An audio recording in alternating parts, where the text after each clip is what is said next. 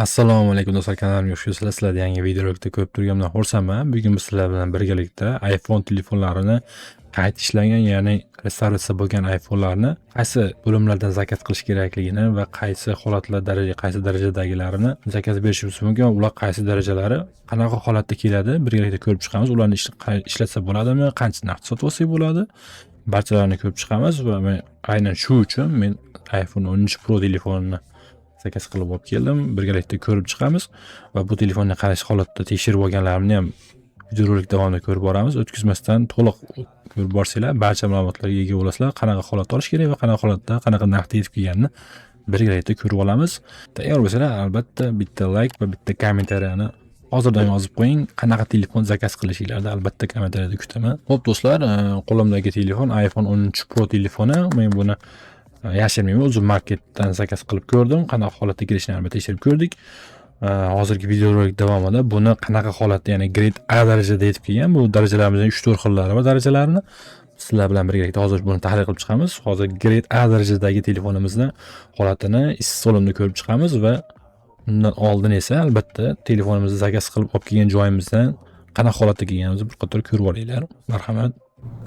Korobkamizni pichoqda hamma taraflarini kesib oldik. Ochib turib korobkalardan chiqarib telefonning o'zini holatini ko'rdik va ichida bitta stiker qo'shib berishganiga qoyil qoldik. Albatta buning uchun rahmat, respekt. Telefon holatiga keladigan bo'lsak, bir ikkita joylari qirilgan, albatta ozgina tagida, tepasida qirilgan ozgina chiziqlari bor.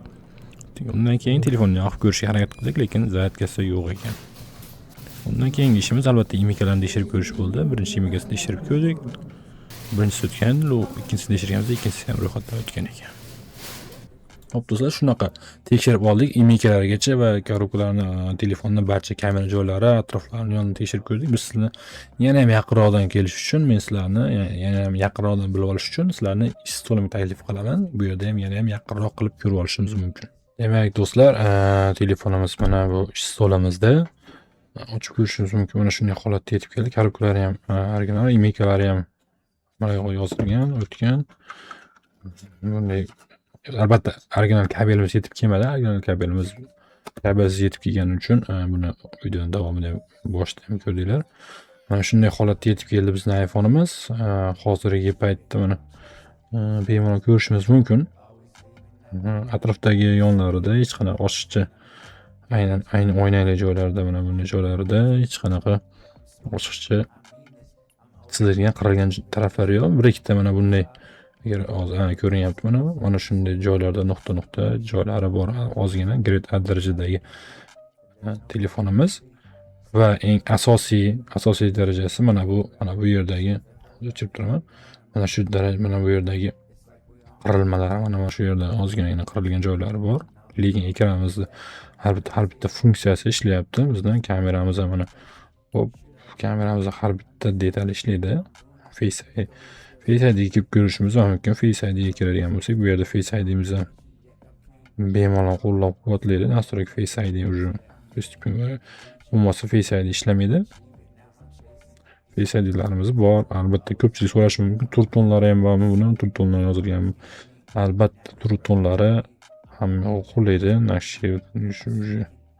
Hamma narsamiz ishlab turibdi, hamma yo'q joyida. Telefonimizni ochilgan. Albatta ko'pchilik tekshirib ko'rishi mumkin. Bolt joylari ham qanaqa bo'ladi? Bolt joylari deysa mumkin. Boltlarimiz ham deyarli qiyshaymagan, ochilmagan hisobda. Ochilmagan, pashta ko'rgan odam ochilgan deb o'ylamaydi. Buni kompyuterga ham solib ko'rdik. Ya'ni ko'pchilik biladigan programmaga yo'ngisini ko'tarish mumkin, yo'q bu deyish mumkin, lekin yo'q, unaqa emas. Hamma yo'q o'ziniki raznoyligi bo'lib yetib keldi bizga. Akkumulyatorni ko'radigan bo'lsak, batareykalari maksimal 73 yo'mkisi yetib keldi bizga. Albatta bundan ko'proq kutgandim, 75 yoki undan balandroq darajasini kutgandim, lekin yo'q, 73 yetib keldi, lekin yani yaxshi normal puliga stoyt. Xo'p, shunaqa kameralardan keladigan bo'lsak, asosiy kamera hech qayerda almashmagan, hamma yo'q joyida. Albatta tochkalari ishlashi ajoyib. Boshqa muammolar yo'q. Bitta ish kelgan muammosi shu, mana bu yerdagi kirishga ranglari ko'chishgan. Shunaqa holatda keladi. Ya'ni grade A darajadagi telefonlarimiz shunaqa ozgina qirilgan. Mana bu yerda agar bu kamerada ko'rinmasligi mumkin, lekin bitta Mana bunday qilgan, mana bunday tochkalar, nuqtalar, shunaqa ozgina qirilgan joylari Grade A darajadagi iPhone'larda bo'lib keladi. Shunaqa kelishi mumkin do'stlar. Bundan Grade A+ darajalarni oladigan bo'lsalar, qirilmagan tiniq yangi holatdagidek sizga yetib kelishi mumkin. Lekin yana bir tomoni bor, sim kartani qanaqa bo'ldi desanglar, sim kartasini bitta sim kartalik va bu bitta sim karta deb yetib kelgandi, lekin tekshirganimizda ikkalasi ham Umikadan o'tgan ekan. O'zi quvontiradi. Xo'p, yana bir ma'lumotni sizlarga taqdim etaman. Mana bu ekranni chiqarib qo'yaman.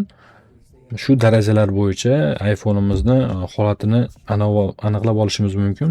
Qayerdan ko'ramiz deb ko'rsanglar, albatta telefondan nastroykasiga kirib turib, основнойga kiramiz. Основнойga kirib, mana bu yerdan mana shu darajalarni, mana shu nomer modeldan olishimiz mumkin.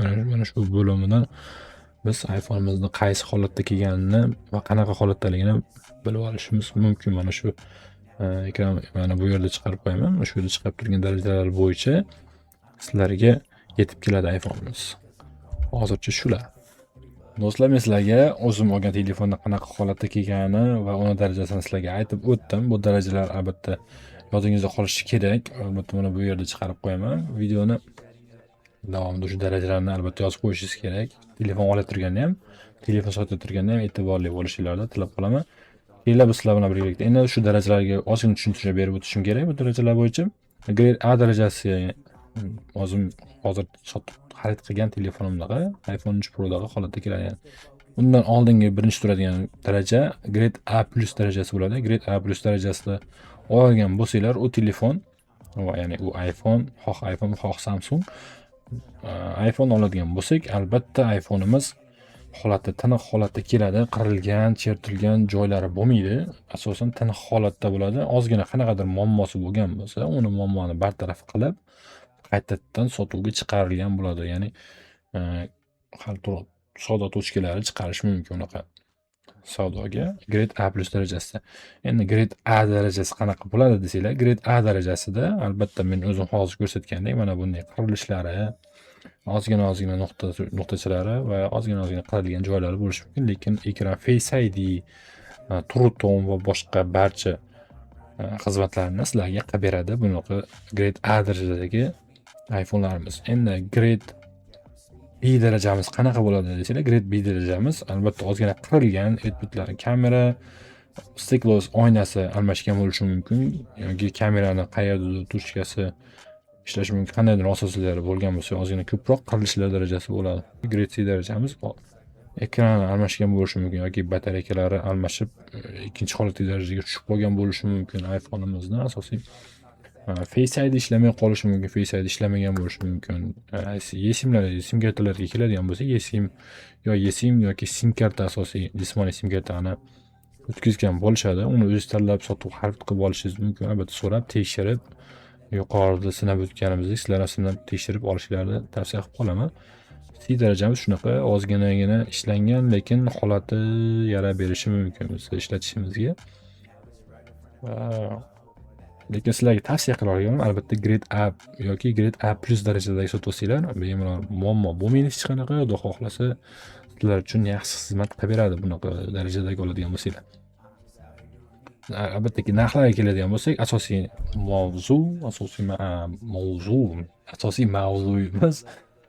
mavzuyimiz shu narxlari. Narxlarga keladigan bo'lsak, men o'zim $500 Grade A darajadagini xarid qilib oldim. $500, $530 ga tushadi. Grade 530 ga tushdi. Shuni $500 ga tushar ekan. $500 ga tushdi bunaqa telefonimiz. Endi bundan pastroq variant, ya'ni B darajadagi yoki B+, C darajadagilarni oladigan bo'lsak, undan arzonroq, ya'ni $400-350 atroflarida sotib olishimiz mumkin bunaqa darajadagi qayta ishlangan restavratsiya bo'lgan iPhone'larimizni. Sizlarga ham tavsiya qilib qolaman, albatta bundan qimmatroq o'zingiz xizmat qilishiga qarang. Xoh 14, xoh 14 Pro Max yoki 13 Pro Max yoki 13 Pro larni olsangiz arziydi, lekin shunaqa stoyt, bunaqa qayta ishlanishiga arziydi bunaqa telefonlar. Chunki sizlarga xizmatini qilib beradi hozirgi kunda. Lekin tavsiya qilib qolaman, iOS 26 ga yangilab ishlatishdi, chunki biroz qatishlar kuzatilishi mumkin. iOS 26 ga yangilasanglar hozirgi kunda Albatta sizlarga videolar yoqqan bo'lsa yoki qanaqadir kamchiliklar bo'lgan bo'lsa, albatta buning uchun har bittasini kommentariyada yozib qoldiringlar. Bittadan-bitta o'qib javob berib, birgalikda hal qilib chiqamiz. Bundan keyingi videoroliklar ham Xudo xohlasa sizlar uchun manfaatli bo'ladi. Hozirgi videomiz albatta sizlar uchun manfaatli va foydali bo'lgan bo'lsa, bitta layk va bitta kommentariyani yozib bizni ishimizni baholab ketasizlar degan umiddamiz. Do'stlar, keyingi videolarda ko'rishguncha xayr, sog' bo'linglar. Keyingi videolarda ko'rishamiz inshaalloh. Yangi va foydali videolar bo'ladi. Görüşürüz.